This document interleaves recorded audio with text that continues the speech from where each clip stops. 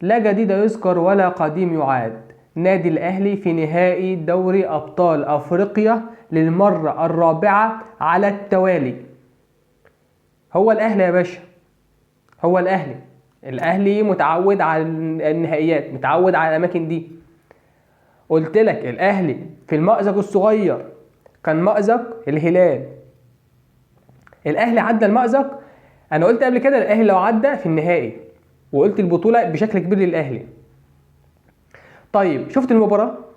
شفت المتعة؟ شفت الكورة؟ شفت الفن؟ انا مش هتكلم علشان المباراة والاداء كان بيتكلم عن نفسه، مش هتكلم في تحليل ولا هتكلم في تفاصيل، علشان المتعة كانت مغطية على الاستاد.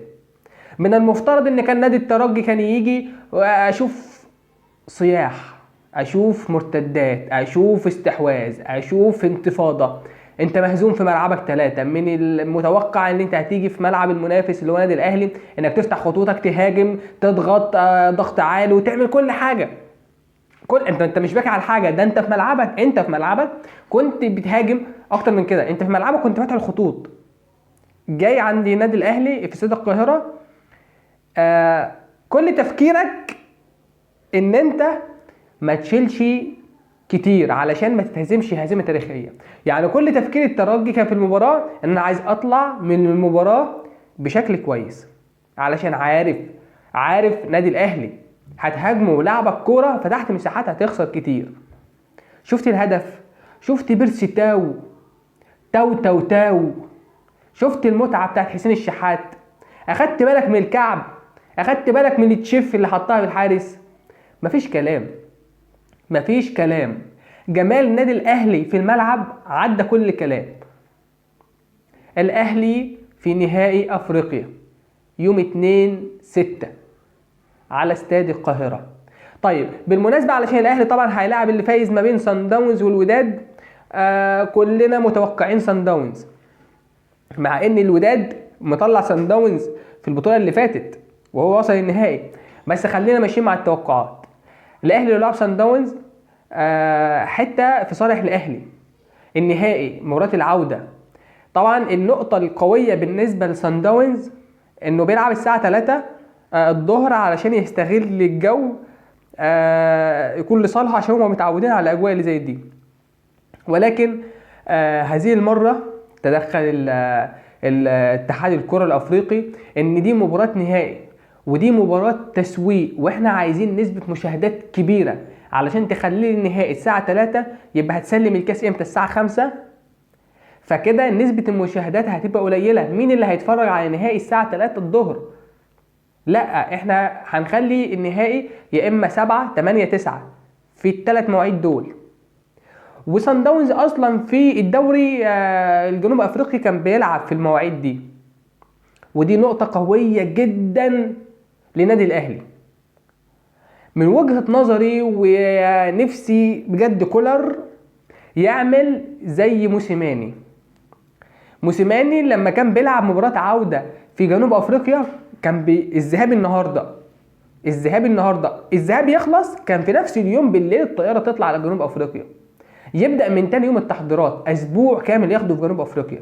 اتمنى يوم 2/6 بعد ما نخلص المباراة مهما كانت النتيجة، وان شاء الله النتيجة تكون ايجابية لصالح النادي الاهلي، نخلص المباراة مثلا لو هتخلص الساعة 12 لا ساعتين نسافر نروح جنوب افريقيا، نعمل هناك معسكر بدري. ده هيفرق، بدل ما هنقعد يومين 3 بعد كده نسافر، لا احنا اولى باليومين 2 3 ممكن نتعود على الجو هناك. النادي الاهلي يدخل في الاجواء بدري. ده نهائي، الحسابات مختلفة. لا تقول لي 5 قبل كده ولا 5-2 ولا 5-0 ولا الكلام من ده.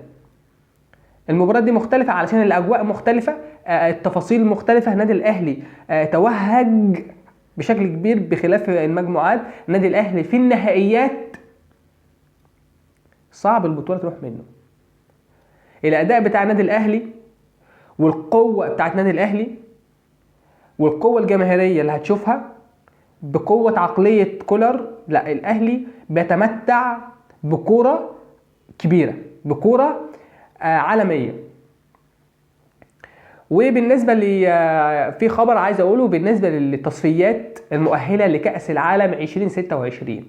النظام ده كويس جدا يا جماعه، والنظام الجديد مدي منتخب مصر افضليه كبيره جدا ان احنا نصعد كاس عالم. احنا اتحاد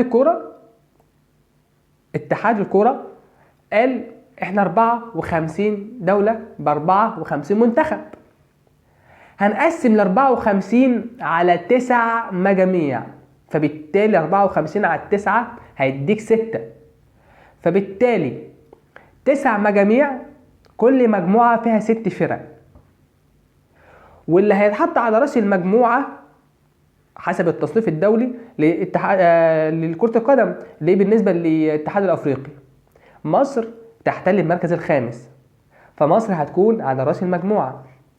طيب دلوقتي لما يبقى المجموعة فيها 6 فرق، فبالتالي كل فرقة هتلاعب المنافسين الخمسة، هتكون المباريات ذهابا وإيابا، يعني المنتخب هيلعب 10 مباريات، 5 مباريات في ملعبه، 5 مباريات خارج ملعبه في ملعب المنافس.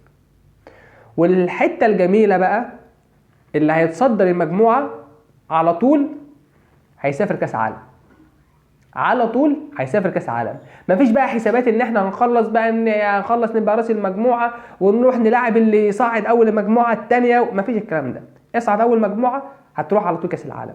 دي حاجه جميله جدا وانا انبسطت جدا، ان شاء الله باذن الله نصعد اول المجموعه، بالذات ان منتخب مصر في الاونه الاخيره يعني قدم شويه مباريات مشرفه في النتيجه والاداء. طيب كده يا عم احمد 9 منتخبات بس، انت بتقول لي 9 مجاميع اللي هتصدر المجموعه هيسافر كاس عالم، يعني كده 9 منتخبات هيصعدوا، بس المفروض 10. هقول لك تمام، 9 هيصعدوا، هيفضل منتخب هياخدوا افضل 4 تواني، افضل 4 تواني. طب افضل 4 تواني بناء على ايه؟ بناء على النتائج، بناء على الاهداف، هيتاخد افضل 4 فرق او 4 منتخبات، كل 2 هيلعبوا بعض، الفايز من هنا هيفايز من هنا، هيلعبوا بعض بحيث يصعد فريق واحد من ال4 دول كاس العالم، مع ال9 يبقى كده 10 منتخبات افريقيه متواجده في كاس العالم 2026. باذن الله نشوف منتخب مصر في كاس العالم، باذن الله نحقق نجاحات دوليه، علشان انا متعطش فعلا اشوف المنتخب بيعمل حاجه بجد بجد. نتمنى التوفيق لمنتخب مصر، نتمنى التوفيق للنادي الاهلي في النهائي، وان شاء الله باذن الله نشوف مراسم احتفالات كتيره للكره المصريه، سواء كان الاهلي او منتخب مصر او نادي الزمالك او واستنوني في فيديوهات تانية كتير، والسلام عليكم ورحمه الله وبركاته.